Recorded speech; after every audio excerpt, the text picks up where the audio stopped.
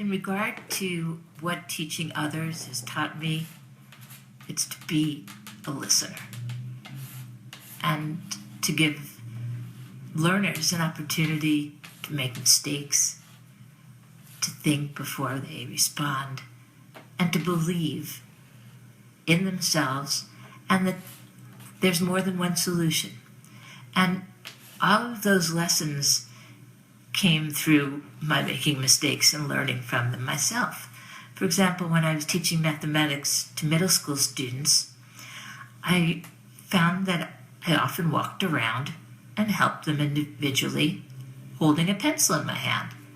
And even though I said to myself, and I knew that I should not be doing any writing, that I should be guiding, not showing, I should be helping students discover and understand. Yet, every time I had a pencil in my hand, which was most of the time, I found myself using it and writing things down on their paper. So I was depriving them of the opportunity to go from a state of confusion or not being certain to discovery and building their own understanding. So over the years, just as I eventually learned not to take the pencil with me, I also learned to teach less and listen more, to allow students more control, students time to make mistakes, to discover alternative and more than one way of reaching a solution or interpreting information.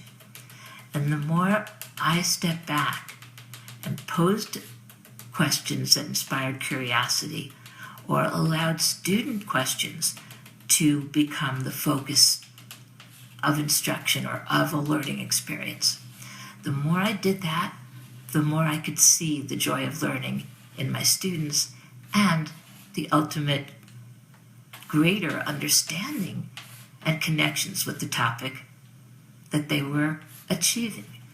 So my most important lesson to me was teach less and guide more, and encourage participation, including raising students' comfort in making mistakes. For example, one of the opportunities that I found so profoundly helpful was providing each student with their own individual response device. What I generally used was a dry erase board. I would then pose questions, often more generalized questions, such as at the beginning of a class or of a unit, asking students to think of what they thought the big idea would be, that one of their discoveries would be during the unit, and allowing them to make predictions early on and whenever they felt that they were seeing a connection or recognizing a big idea of the unit. Having them hold up the dry erase boards at any point. They wouldn't be interrupting me or a classmate if they'd hold it up. I'd see it, acknowledge it, and then they would be able to change their predictions, write their ideas as they progressed. So the fear of making a mistake in front of others was diminished, and gradually through the comfort and wisdom they were building through this exchange, they did become more successful participants, learners, and comfortable with making their mistakes. So what I realized was that if I allow students to have more wait time, if I allow them to see that there's more than one approach to solving a problem or to acquiring information, or more than one perspective that has been voiced on a subject, to look at different types of media and primary sources, the more I would allow them to see variation, to express their own ideas and adapt and change them. As that process was going on, and I would listen more and encourage more, that's when I saw the best learning.